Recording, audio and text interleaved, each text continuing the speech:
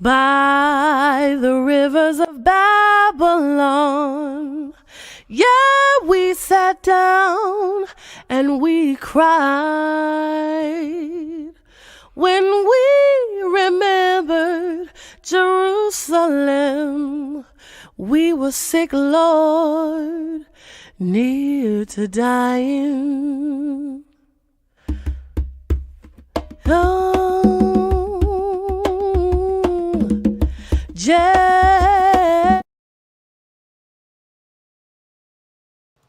Hallelujah, hallelujah. Blessed be the Most High King of the universe, Yehudah.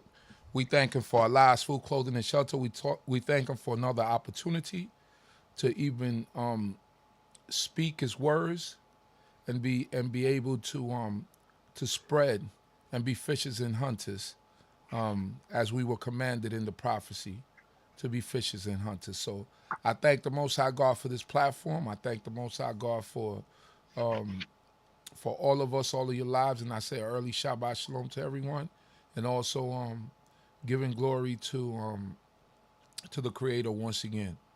Also, giving due respect to the leader of our congregation, even Chief Prince Yeriel Ben Yissaskar, that congregation being Congregation BINAH, CHOKMAH, D.C.B.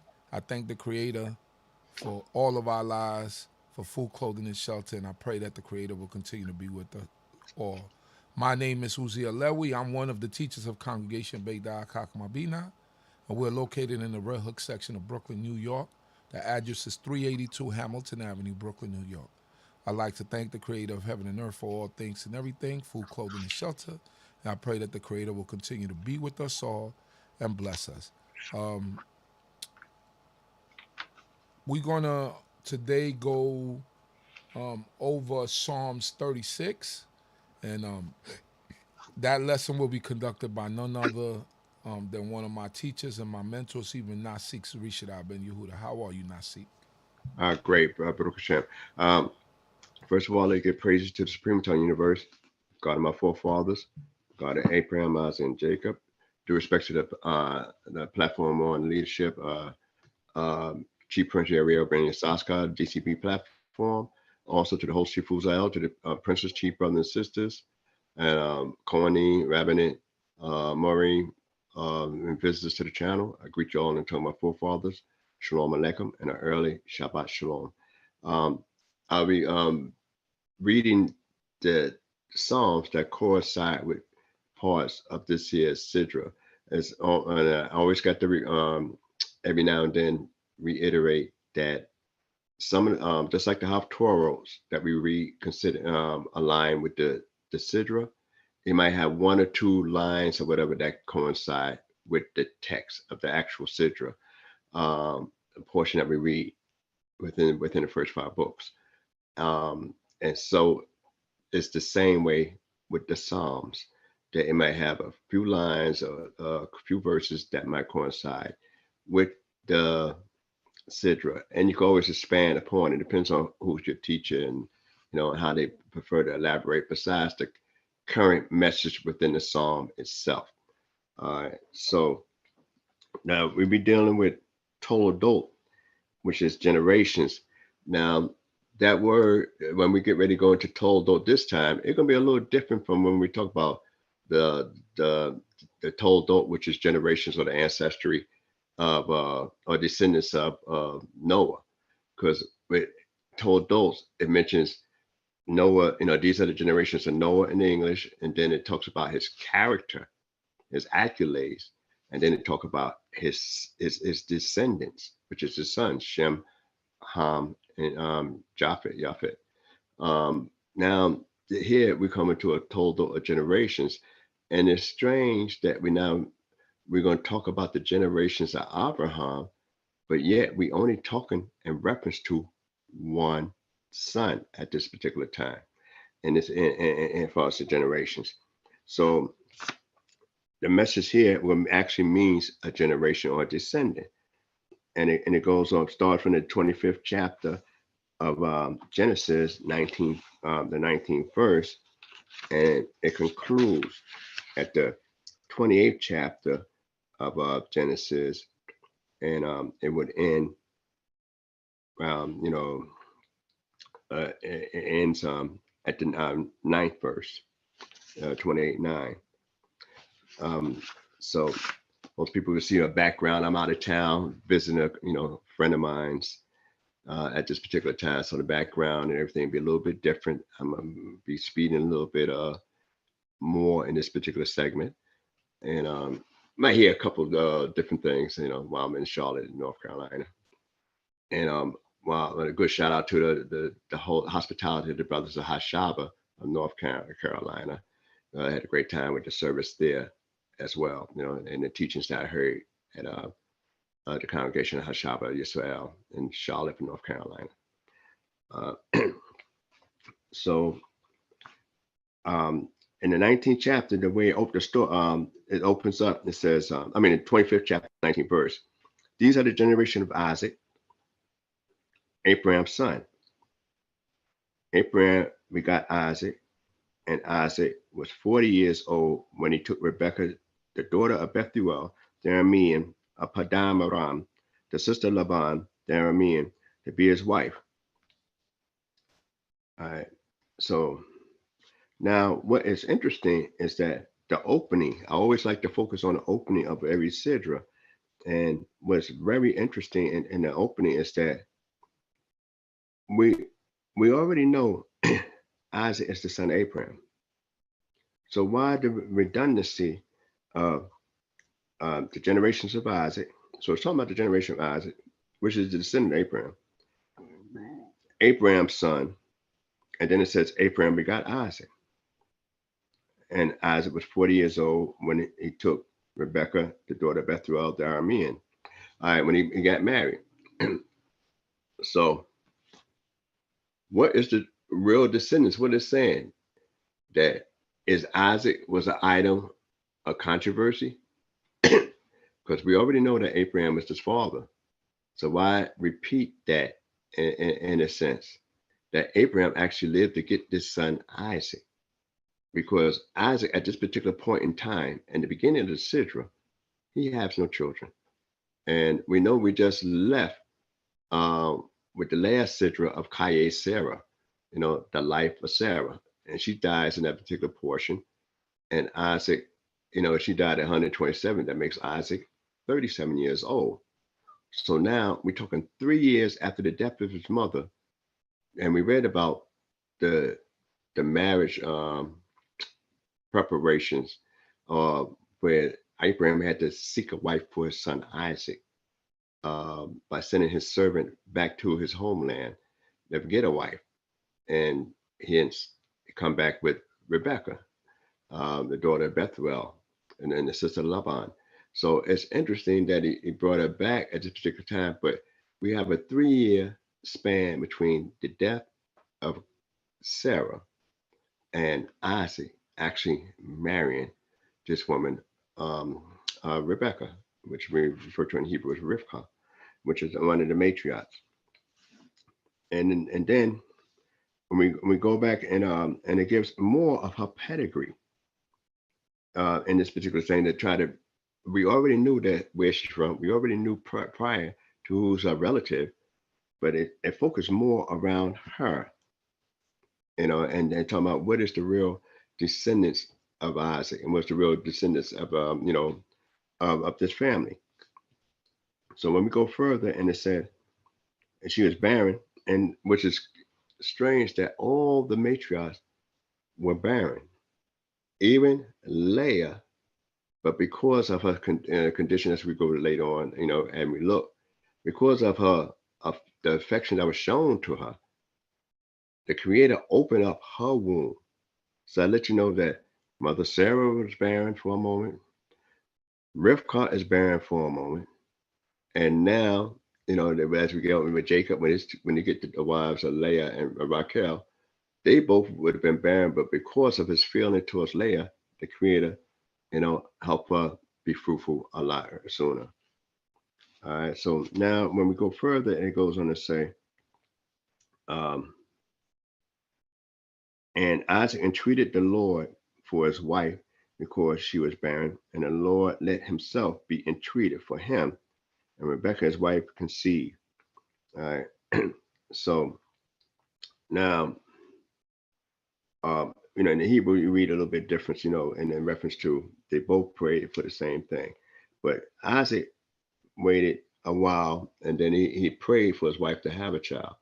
You didn't read where Abraham even prayed for his wife to have a son. He depended solely on the Creator to provide for him. So sometimes you got to say, all right, I know what I need. The Creator know what I need, but am I, and do I want it bad enough to even ask to see if I'm qualified to get it early? So this is one of the things. Isaac himself didn't go 80 something years with a wife and then wondering whether you're going to have a child or not. He wanted a child right away, and he wanted, through his woman. And it goes on to say, but he still was patient, because it said, and what's is interesting, and Rebekah, the wife, conceived. 22nd verse says, and the children struggled together within her, and she said, if it be so, wherefore do I live? And she went to inquire of the Lord. All right. Now, what's interesting, I'm just going to read this thing all the way out. And the Lord said unto her, two nations are in thy womb, and two peoples shall be separated from thy bowels. And the one people shall be stronger than the other people, and the elder shall serve the younger. What is interesting in this particular uh, episode here that we read in the history of our ancestor is that nowhere in the scriptures that you read about anybody having some kind of interest in the pregnancy of a woman. They get pregnant or they don't be pregnant. They have the child, and that's that. Nobody talk about, well, while the woman is pregnant, how things are going on. So this would make this such a unique story, because now this is the first time and the only time in scriptures that you read about where anybody is concerned about a woman carrying a child. And it takes interest about a woman being pregnant at this particular time. And then you find out that this is the first time you read about in scriptures that it's going to be actual twins, that this woman is actually carrying twins. And then here it is that you also find out that the mother going through such torment at this time, wanting to be pregnant, but yet I don't want to go through a pregnancy like this while I'm still living, while I'm still alive. If I got to go through some unusual pregnancy like this, and it caused me so much physical pain. And then when they say the children struggle within his womb, and in the womb, we get, most of us, especially from the background, from the Israelite background, a lot of people would get the idea that you have a fight going on, between the children. But I'm gonna just read on through, and not spend too much time in this particular section, because that's not really where I want to go at today. And but it goes on to say, when she went to inquire of the Lord, and they talk about two nations are in their womb, and two people shall be separated from their bowels, and the one people shall be stronger than the other people, and the elder shall serve the younger. And when her days to be delivered were fulfilled, behold, there were twins in her womb, and the first came out ruddy all over like a hairy mantle, and he called his name Esau. And after that came his brother, and the hand and his hand held hold on Esau's heel, and his name was called Jacob or Yaakov. And Isaac was 80 years old when she bore them. So he married for 20 years before he had a child. Interesting, long time to wait. And she had twins at this particular time. All right. And it goes on to say, and the boys grew, and Esau was a cunning hunter, a man of the field, and Jacob was a quiet man, or Tom, which is in Hebrew, which means a hole, or plain man, dwelling in tents. Now Isaac loved Esau because he did eat of his venison, and Rebekah loved Jacob. All right, so now I want to finish this particular segment out in 25 because it brings out a lot of props within the characters of individuals. So now what you have is children. The woman has 2 children. She got to nurse both of them, and they're different. Now, when they say struggle in the womb, most people think of a fight. Well, it's not a fight of a malicious fight that I don't like you and you don't like me. If you have different types of twins, you got twins that's born in 2 sacks. I'm not a doctor, but basically, from what I understand, certain women's got certain fallopian tubes, and that the eggs will come down and the sperm will come up, from one the fallopian tube, and then sometimes it come from the other fallopian tube, and the sperm will hit that and impregnate from that. It's rarely that both fallopian tubes would have eggs coming out, at the same time. And then it still would have the mother's, DNA and the father's part of the father's DNA. Then you have where when you have twins and with 2 sacs and 1 fallopian, tube, and you have twins that's, in 2 different, 2 different areas, in 2 different sacs. They're separate sacs.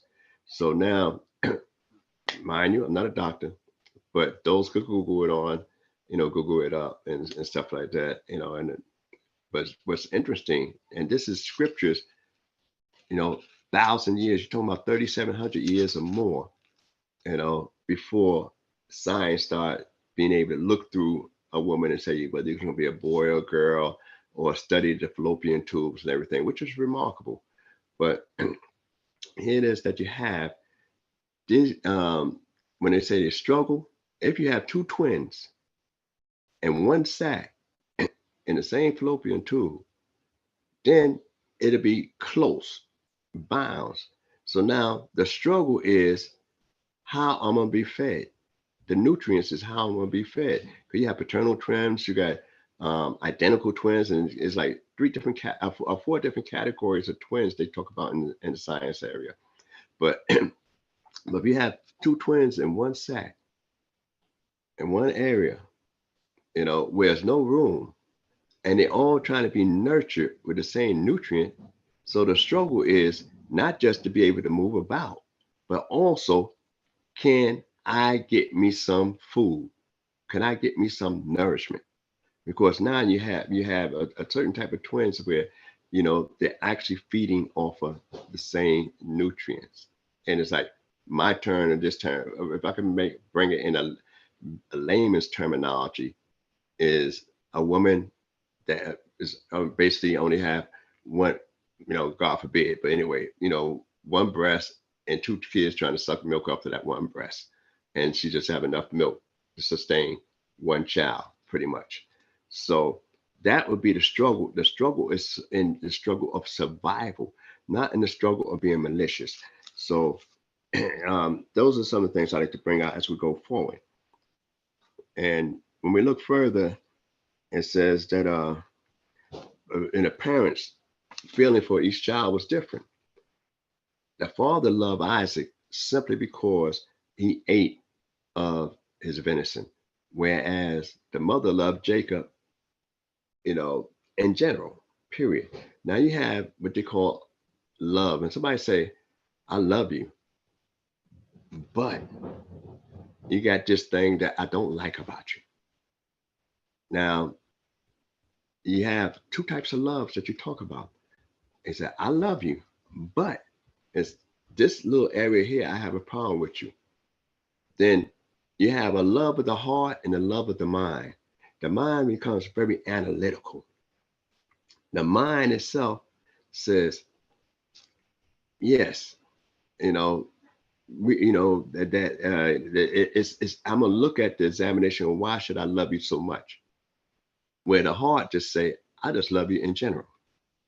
So, whereas with Isaac, it states that I love him because of his venison. Is there any other love I have for my son other than his venison? Because he made venison for me. And how old he had to get in order to bring venison for his father. And mind you, these children, and Isaac is 60 years old, Abraham is still around at 160. And so when the children grow up, that means a period of time, like Moses grow up, he said Pharaoh's daughters, then when the child grew, so that means he went out to see his brethren. So that means that it's a period of time that existed, and took place. So now, before one being a cunning hunter, he had to grow up to be a hunter. And the other one, a plain man dwelling in tents, or a whole man or a pious man, that's they had to grow up to see those developments there. But we know when Abraham's alive and the children, Abraham died when the children was like teenagers at 15, dealing in chronological order, that they further develop into their own characteristics. So now the mother love, and you say, well, why the mother only love one child indiscriminately with no clause to it, and the father has a love for another child, but with a clause. And then we look at the characteristics of Isaac and related to the patriarchs. So Abraham was more outgoing, extroverted, where Isaac was more introverted. Isaac was more of a disciplinarian in his mannerism, while Abraham was more free going. Abraham had, Confederates. Abraham had to deal with people from different walks of life. You don't really see that in this patriarch Isaac. Yet he had this son that was more outgoing. There's some of the things that he didn't have, within himself. All right. And so now you have a divided love. And one of the things about a divided love is that, and it's not wrong being a hunter and a man of the field, because you read in the prophecy later on that God said, I'm going to raise up fishers and hunters. So is hunting is bad? And it depends on what is the game you're hunting for. All right. And then hunting, even in the wild, is a dangerous thing. All right. Because it jeopardize your life, because you could constantly, become not the predator, but could change to become the prey. All right. So now let's look a little further in this, and I want to bring this about. And it says, and Jacob saw a pottage, and Esau came from the field, and he was faint. And Esau said unto Jacob, let me swallow, I pray thee, some of this red pottage, for I am faint. Therefore his name was called Edom. And Jacob said, sell me thy birthright. And Esau said, behold, I am at the point to die, and what profit shall the birthright do me? And Jacob said, swear to me first. And he swore unto him, and he sold his birthright unto Jacob. And Jacob gave Esau bread and pottage of lentils. And he did eat and drink and rose up and went this way. So Esau despised his birthright. Now, the reason I just bring that up before the characters, because we're going to just fast forward and go to another area. But I'm not going to break down the whole story, because I know a lot of people heard the story from the various congregations. So in this basically, I'm going to be focused on some of the Psalms to see some correlations within the story. But when we look at one, your grandfather Abraham had the hospitality to entreat 3 strangers at the door, who we find out later on there was angels, angelic beings, right, and fed them. And yet, when he sent his son Hagar, Ishmael, and the son's mother Hagar away, he just gave him bread and water. Here's your brother that you grew up in the same womb, same father, same mother, same household. He come from the field, faint and weak, and he asks you, They don't swallow or feed him. Some books say feed me in that sense. But he's actually faint. That day it was a bad day, you know. And you say, I want to strike a deal. I want you to feed me. Where is the brotherly love? Where is the concern? Where is the compassion? So we always have this thing when I say about Esau and Jacob is we have stereotype and archetype. Now the descendants of Esau was rough. And you could say, well, could it be rough because of what? And basically against the children of Jacob, could they actually think of like that? Because my father may forgive you, but I don't feel that way about it. What you did to my father, I still got a beef with it. And those are some of the things that you look at when you read about the enmity between the descendants of Esau and the descendants of Yaakov, Jacob. But simply because they started off in the same womb, and then Jacob himself treated Esau not like a brother, but as a stranger, so to speak, and then asked to bargain. And then what I bring out is that Esau said, what purpose would the birthright do me if I'm at the point to die? If I die, you're going to have it anyway. So there's these different views to look at it because we always tend to villainize Esau off the back. But you got to deal with a man, if we talk about justice, from where he's at, not project where he's going. You got to deal with how he's acting now. What did he do wrong now?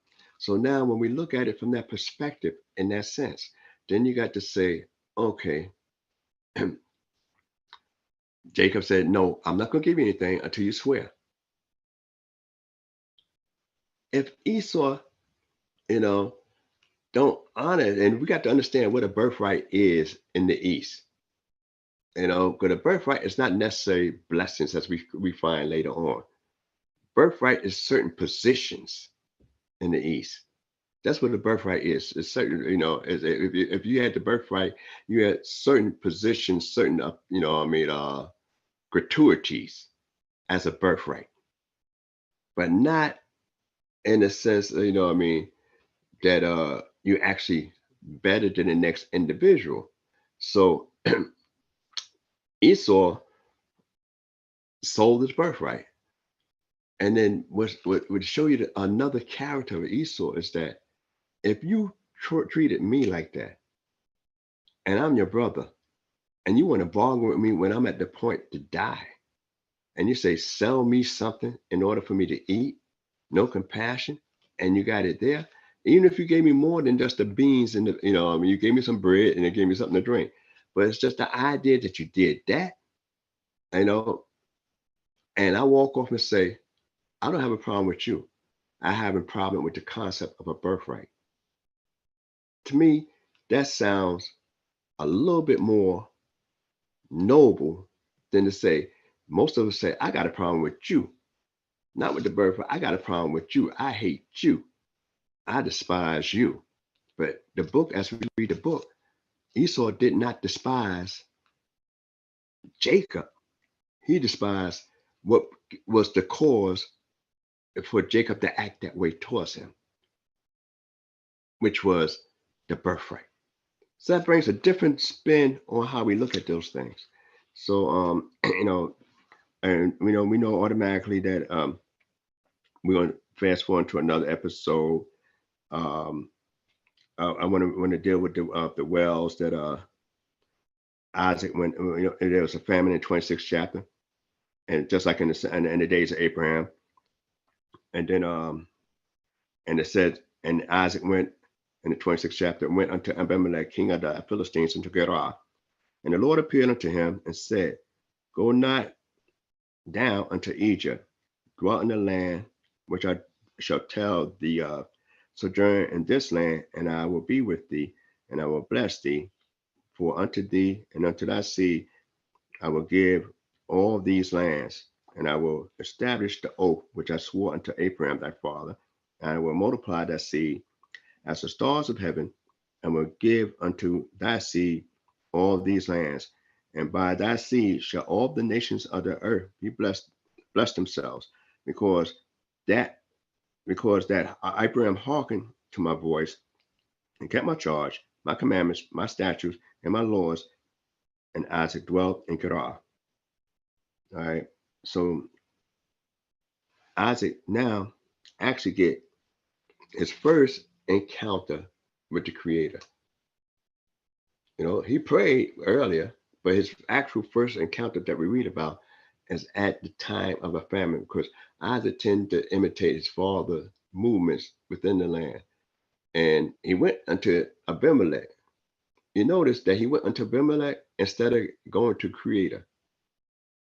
Abraham went down into Egypt instead of turning to the Creator. So, you know, Isaac was pretty much trying to follow a pattern as close as possible in that area. So we know that, you know, he dug some wells, and one of the things that wells that Abraham dug, the Philistines had plugged them up.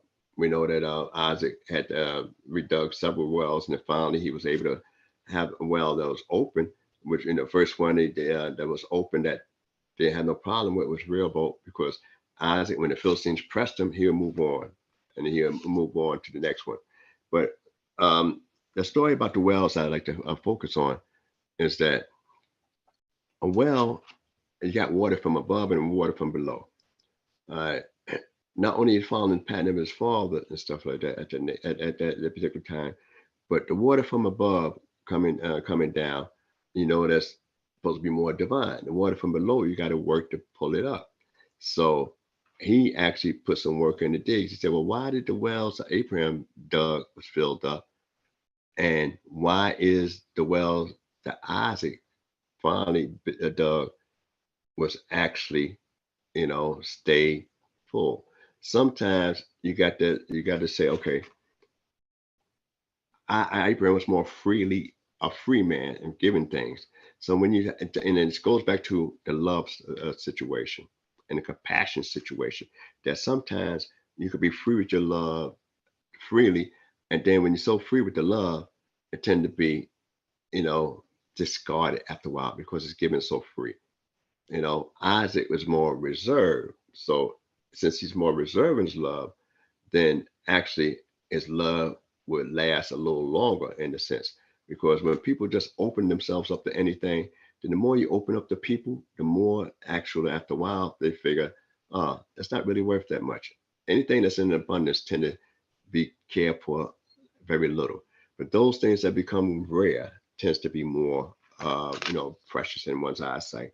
But when we look even further and look at the wells that he dug, we know he became prosperous in the land of the Philistines, where it caused a certain type of hostility, right, and you know, in the land amongst the people. But before we get to the wells, I just which I jumped at, you know, fast forward. We read. I just want to bring out a point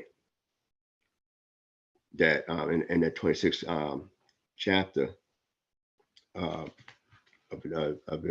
Genesis, that and as it dwelt in Gerar, and the man of the place asked him of his wife, and he said, "She is my sister, for she was fair to say my wife." He was he feared to say my wife, lest the men of the place should kill me for Rebekah, because she is fair to look upon. Now we already know that. And it came to pass, when he had been there a long time, that Abimelech, king of the Philistines, looked out at a window and saw, and behold, Isaac was sporting with Rebekah his wife. And Abimelech called Isaac and said, "Behold, of a surety she is thy wife. How says she is my sister?" And Isaac said unto him, "Because I said, lest I die because of her." And Abimelech said, "What is this thou hast done unto us? One of the people might easily have lain with thy wife, and thou wouldst have brought guiltiness upon us." And Abimelech charged all the people, saying, "He that touches this man or his wife shall surely be put to death. All right, so this is during his first encounter in the land before he became prosperous and before he started digging all these wells and stuff like that. I just like to bring out interesting point that this is the same Abimelech that actually lived through Abraham's time. This is the same Abimelech, the first guy in the scriptures that actually had a dream. And God came to him in a dream. And concerning the wife of Abraham, which is Sarai. This is the same Abimelech that said, "Wilt thou destroy a righteous nation?" You know, and he took her in the integrity of his own heart. And God said, "I kept you from sinning for me." All right. So now, what I'm bringing out in this point is that sometimes we prejudge. And I'm saying there's a lot of characters that's being judged up front. Sometimes stereotype without actual archetype of the individuals. Now, these ain't not people that's worshiping the God of Abraham, Isaac, and Jacob. These are friends and confederates of Abraham, Isaac, and Jacob. I mean, Abraham. And this is a confederate that actually Abraham made a covenant with. And yet we know there was no written law that said guys cannot marry their sister. People was doing all kind of atrocities, immoralities back in that time, but it was no written law. But some people had what they call a godliness that was embedded within them, that they didn't need a written law to say article such and such and such and such, you know, section such and so and so and so about this law or code. So they realized the word sporting that they use, you know, that the way Isaac was playing around, messing with Rebecca, when Abimelech saw, said, "Oh no, you know, you don't do that with your sister like that, you know, in our place." Now, other places it existed. We know they did it in the land of Canaan. We know they did it in the land of Egypt. We know they did it from the other side. There was no prohibition against it. But some people say, look, we know before the flood, men who would marry their sisters was no problem. But after a while, it became a thing where they were distancing themselves from that close relationship. So Isaac already assumed that in the place, but your father made a covenant with this man. This man already, you know, made an edict to protect you even further. But he said, you were gonna make us guilty because of what you're saying, you know, and somebody might have laid on him because he investigated, and Sarah and Abraham had said, yeah, we're brothers and sisters, which was partially true. And that was it. But the creator had to say her status was that of a wife. So Isaac himself, you know, I mean, sometimes we can misread people so greatly. And that's one of the some of the things I like to bring out in the story of the told dope. And one of the last things I like to bring out before we go into the 26th chapter, picking up at the 34th verse. And when Esau was 40 years old, he took to his wife Yehudah, Beri the Hittite, and Basmat, the daughter of Elon the Hittite. And they were a bitterness of spirit to Isaac and to Rebekah. All right. So we know automatically that you know, he married Hittites. Now, most people say, well, why were you married the Hittites? Was he warned not to marry the Hittites? Was he told not to marry the Hittites? I just spoke earlier that Abraham told his servant, you know, not to marry his son to the people of the land. We got to get a wife from the people of the land for his son Isaac. Go back to his own country. Instead of telling Isaac to swear, all right, Esau got married at 40 because his father got married at 40. So there was no problem with that. He had 2 wives, and he got wives from Hittites. We got to look at who did Abraham buy the field and the cave of Machpelah from? From the Hittites. we got to look at, all right, Abraham was a great man, a prince of God amongst the Hittites. All right. So Abraham had, an audience with the Hittites.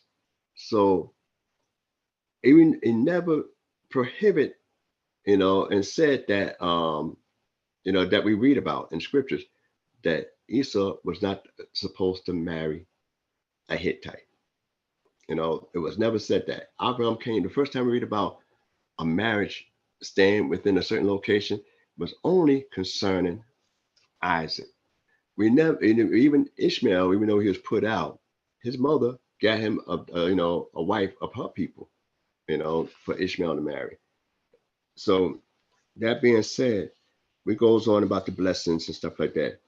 And Isaac wanted to bless Esau, and we know when he went to bless Esau at this particular time, that Esau himself, he told him to go out get him venison and make him savory food as such as you love, so that he may bless him.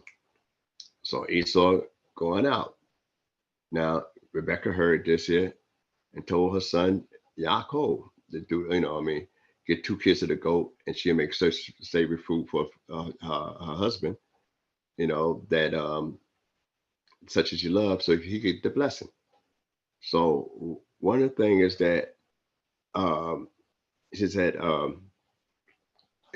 she it's because she heard that, explained it that he was gonna bless Esau, and this blessing she wanted to go for her son Jacob.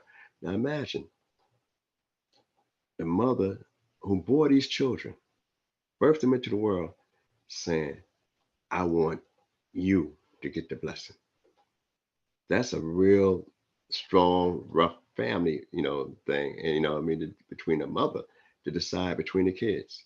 And then what happens is that Yaakov himself, when she told him, get some clothes for Esau and everything like that, and want him to disguise himself pretty much. You can read the story. I don't want to go through the story to try to save time. Is that Yaakov said, if my father failed me, then I'll be a deceiver and I bring a curse instead of a blessing. So Yaakov want the blessing from his father, but he doesn't see how he could get it safely and in earnest. He didn't see that. And he said he was seen to his father as a deceiver. So we discard those statements that's made. And Rebecca says, just do what I say, your curse be upon me. And now that brings out an operative question. When we read about the boys and we villainize Esau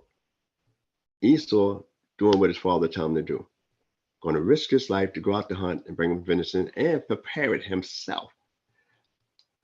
Rivkah going to prepare some kids of the goats to be deceptive, and no danger is involved. And it said if it's a curse coming on her son, it'll be upon her. Now, since when she has the power to say where the curse land? That's one thing to think about. And if you're a son and you love your mother, then why would you be, what kind of son you'd be to say, all right, I could stand letting the curse be on my mother if I love her. And it's just the woman that nurtured you, look out for you when you couldn't look out for yourself, and you don't mind her being cursed. Today people say, I swear on my mama, but here it is that's similar to the same situation. You swearing on your mother, that these phrases that people use today, the young guys. Jacob, if he really loved his mother, shouldn't want anything to happen to her. And how are you going to decide which life is more valuable, mine's or my mother's? Which life is worth living, mine's or my mother's? So those are some real issues in the family that exist amongst the patriarchs. And I'm saying that not to be disparaging on the patriarchs, but to bring about the realization of the real family lifestyle of the patriarchs. Because sometimes we would get this illusion that they're, almost like fictitious characters with no flaws. But it's going and conquering those flaws, because we have free will. It's conquering those negative aspects that we have in life. Those things there makes a big difference. And we know automatically that he got the blessing. And the last time, I'm just going to fast forward to that, and this here before I go into the part of the Torah and go into the song. The last thing I like to bring out that Jacob did get the blessing. Esau was upset. But the greatest nobility, that I read about Esau is that though he was upset, though he screamed and wailed and cried, he took somebody else's feeling in consideration, took somebody else's welfare in consideration. Isaac said, let me bless you before I die. So some people say, well, if you're a parent that died at a certain age, 5 years before that, you should prepare. There's some traditions, that 5 years, if your father died at this age, and 5 years before that, you might say, okay, that might be the limit of my lifespan. And it could be, you might go maybe, a score or two over that. But that's normally how, people look at it genetically in ancient times. So now that Esau, though the blessing that Yaakov got wasn't the major blessing that he needed, at the time. But Esau himself, he said, even in his most desperate moment, in his hurt moment, here's a man that sold them a pot of beans when he was desperate and in dire need, wearing his clothes to deceive his father for a blessing that his father meant to give to him. And then on top of that, with all that, Esau only hated the birthright. And now he said, and another noble thing, I'm saying as the individual, looking at the archetype, not the stereotype, is that mourning for my father is at hand. Instead he comforted himself by touching himself, that the mourning of my father is at hand. When my father died, then I will slay my brother Jacob. You know what I mean? So you're gonna slay Jacob at the time his father died. So as hurt as he was, as belittled he felt, he said, I'm concerned about my father's mentality and well-being first and foremost. I'll do my own feeling later. That seems very noble to me in that sense, that you could push it off. And we know Isaac lived a good little white ways beyond that, at that time, because you figure, if we go by any kind of math, that Yaakov didn't go for a wife until in his 70s, at that time. And we know automatically that he got the blessing of Abraham, which Isaac wanted to bless him with, at the end, which is a blessing that had to go to a particular heir, which Isaac himself felt should be with Yaakov. The other blessing was just like a material, like blessings. And one thing to think about, to consider, and talk with your different teachers to explore it even more, because I find it so interesting in the family nucleus, not only in the book, but how we deal with our own family nucleus itself. That when the rules was further, that Rivka saying that she used the rules that I can't handle my son Yaakov marrying the daughters of the land, and everything like that. And Isaac was in agreement with that. And Rivka came with the suggestion, send him to my brother's house, because that's where I come from, and get a wife from there. So Isaac was in agreement with that, because Isaac tends to follow his father's role model. The wife came from there. It's good for that. But Esau saw that his wives displeased his father, that he married a cousin of his, Ishmael's granddaughter. A granddaughter, Ishmael's daughter. All right, this is one of the descendants of Ishmael. So Esau was always trying to say, look, I'm trying to do whatever I realize that's wrong and try to correct it. All right. And yet, he was never told not to. So the lesson that can be learned is that you raise a child in a way it shall go, and it will no wise depart.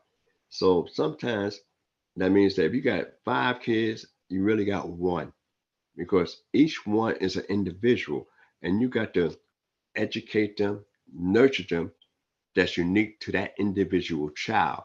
There's no one formula across the board. Most times our first child is the experimental child. Because no matter what the books say that they have on raising your children, they don't know who that child is. So it might be work for this guy, but it might not work for the next guy. So, and you know that these twins had different characteristics, but we know that,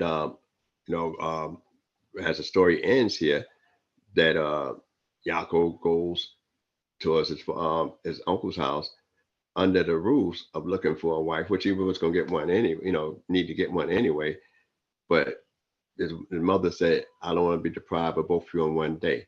Which means when your husband died, then one of the children die. But it's like saying, okay, whose side should you be on? Why didn't she? And sometimes if you have a wayward child, sometimes you have to might have to say, look, I got to show more care and try to work with this child a lot more stronger, because he needs more attention than this other child. Sometimes, we would say, okay, I need to send the bad child away and keep the good child. But sometimes you might need to be able to say it might be easier to send the good child away because they're going to act good and concentrate on working on that bad child. So these are some of the lessons that we could learn, that you got to concentrate on working on the bad child. It's the good child. You can say, all right, I can send over here, I can send over there. It's the bad child. You got to say, look, I don't want to send nobody else any problems. I need to handle this myself. So those are some of the takeaways in this here. And one thing I like to I glossed over is that when she went to inquire of the Lord, and one of the things that Shem, the son of Noah, was still around. In 300, maybe 300 and some odd years. He's about 400 something years old, 460 years, whatever the case is, I think, somewhere close around there. At the time, he lived to be 600. Shem, the son of Noah. So went to inquire of the Lord. Most likely, he didn't go to Abraham because too close in the family, who was alive at that time. 15 years later, that he died. But Rivkah, when she would inquire of the Lord, probably go to people that had a spiritual insight. Traditions would say Shem would be who was alive at that time, who Noah said, blessed be the God of Shem, who was a spiritual individual. Some would, allude to him as being Melchizedek, the king of Salem, who happened to live in Salem himself. Abraham recognized him as a priest of the Most High God. So, and his son Eva, who also carried that same tradition, which was Shem's grandson, who lived at that particular time. And the reason I tend to believe that particular area more so is that when they prayed, one, God was entreated for Isaac's prayer, not her prayer. And then you don't read, Mother Sarah was on a higher level than Rivkah in beauty and everything else, come from a better household and everything else.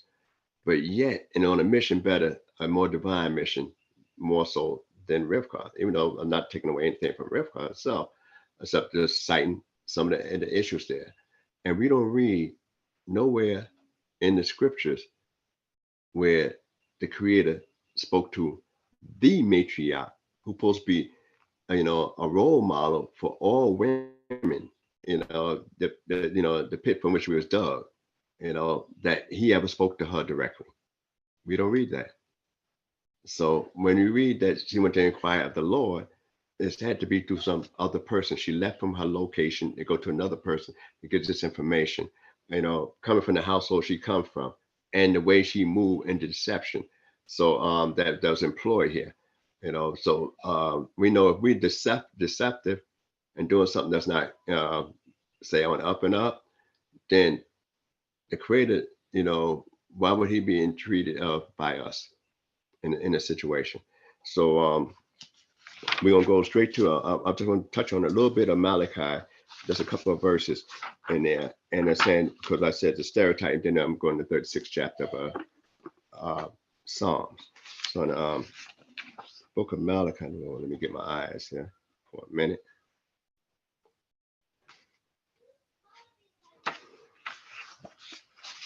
In the book of Malachi, which is opening, that's normally the Haftorah for that particular section. It says, the burden of the word of the Lord to Israel by Malachi, right?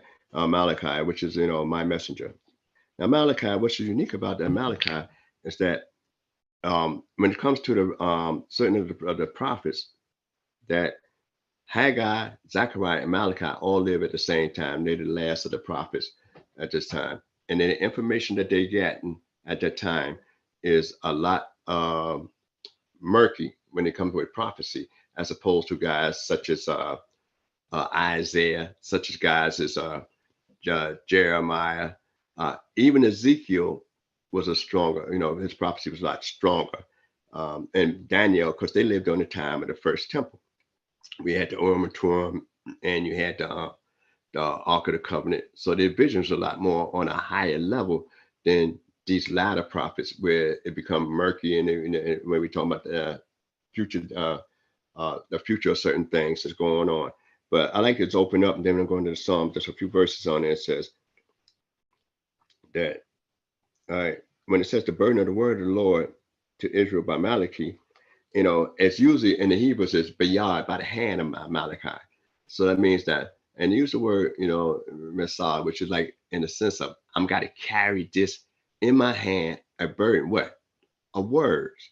And why the words being a burden is in the sense that it's nothing new.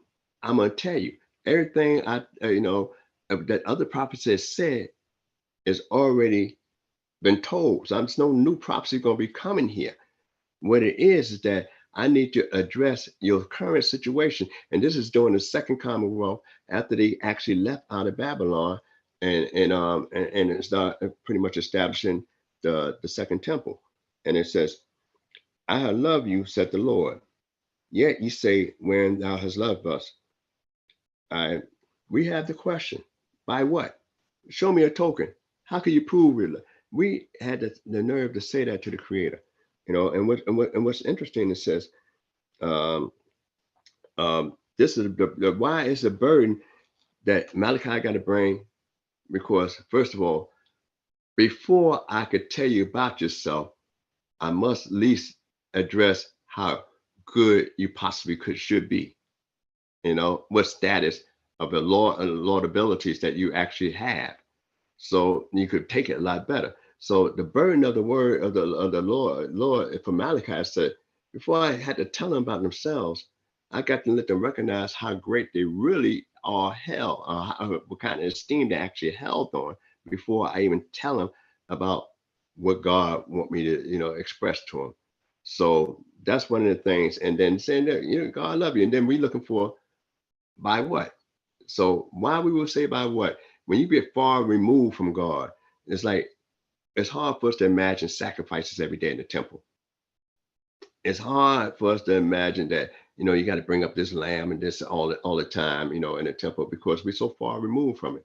It's so hard to say that, we shut down so completely on Shabbat, and that, you know, it's a different way that we got to do things, you know, when it comes down, when the temple's, you know, being, you know, standing and the priests are functioning. So if you get far removed from it, it doesn't get the same impact. It'd be a difference, you know, it's a different impact when you're so far removed that if a person got a habit of not praying, but maybe once a week, he could go on and say, I might not pray but once a month. And then he might say, I don't pray at all. Because the further you get removed from it, the less impact and understanding you cannot relate with it. So now, when we talk about in love, that we're looking for, show us how.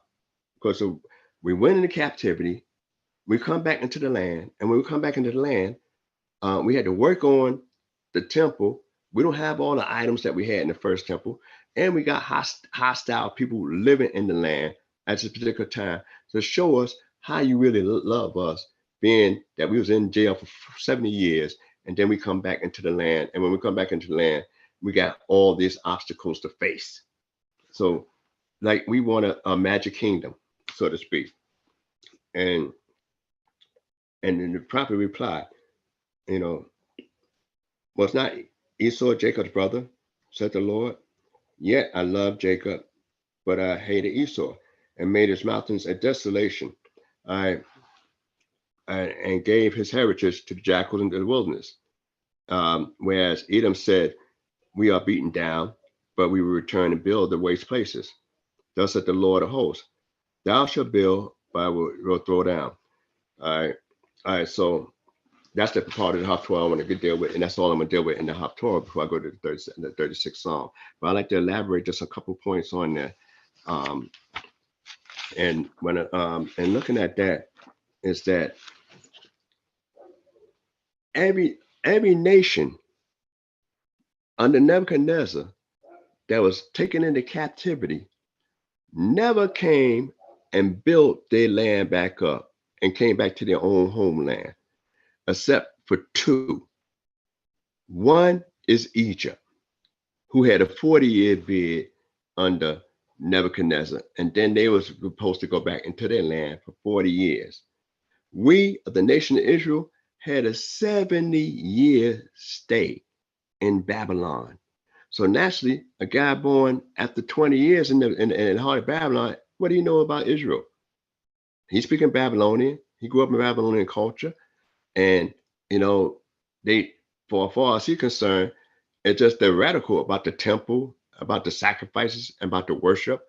It's nothing ever practical. So he's so far removed. So you got these people that just came back, for the most part, from Babylon, and they're looking at what I got to do. I got to erect the temple. We got to set the priests in order. We got to offer up these sacrifices. We got all these strangers here. We're not even sovereign like we was before. What is that? But you're back home. I can't relate with that. I grew up in Babylon.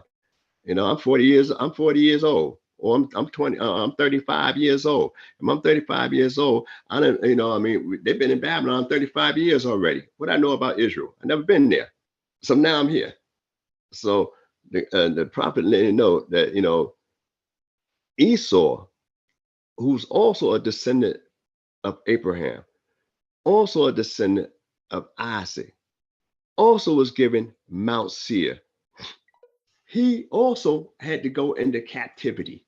Even though they had their thrones and the gates when Nebuchadnezzar was destroying Israel and the temple, he himself, his people was already swept up into exile and captivity.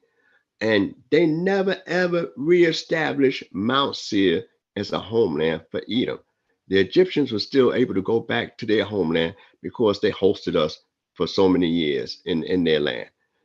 But we ourselves, the only other nation that was able to come back to our homeland and try to reclaim our homeland, at that particular time, and try to establish a central hub for all nations to be blessed. And we couldn't see that and didn't respect that. And we were so far removed from our real mission in life. So that's some of the things I like to bring up before I go to the 36th Psalm. So in the 36th Psalm, and in reference to the Sidra, is a psalm for the leader of David, a psalm of David, the servant of the Lord. So sometimes we got to stop looking at somebody else's backyard and try to be thankful for some of the things that the Creator did for us. But in the 36th Psalm, it says, in the first verse, a psalm of David, the servant of the Lord. Transcript? Oh, got it. Okay. All right. For you to be done. Psalm 36. Yes. Give me 1 second here.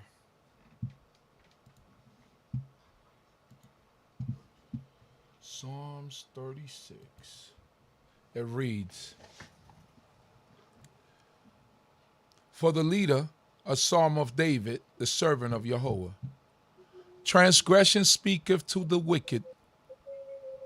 Methinks there is no fear of God. Man thinks there is no fear of God before his eyes.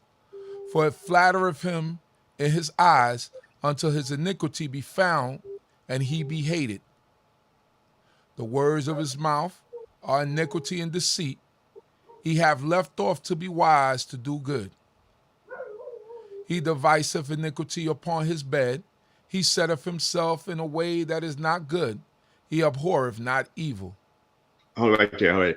Now let's talk about some of the wickedness of people, you know what I mean, and about the wickedness. So the psalmist would basically, you know, we know it's for the leader, but it's a psalm of David.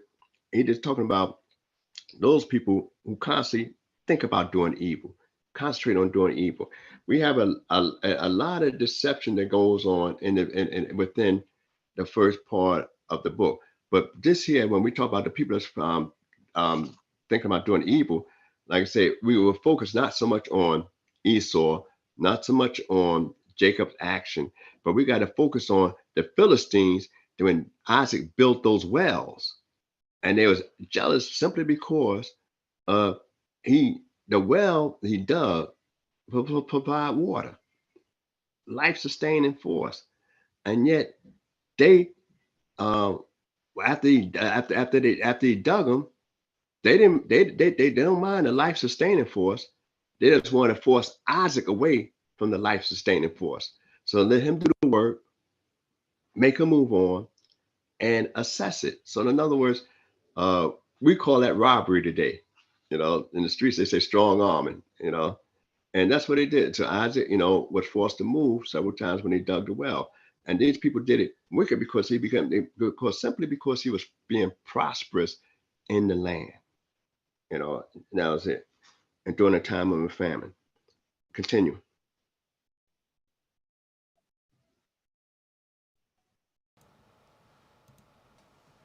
Thy loving kindness, O Yehovah, is in the heavens.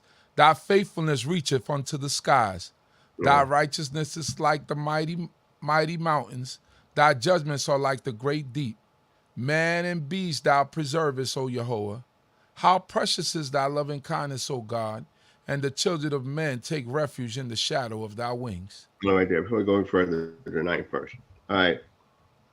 How do a guy in a famine get 100 foals when everybody else is starving? You know, you went towards the Philistines, but the Creator know that your next move was to go down to Egypt simply because things are rough right where you at.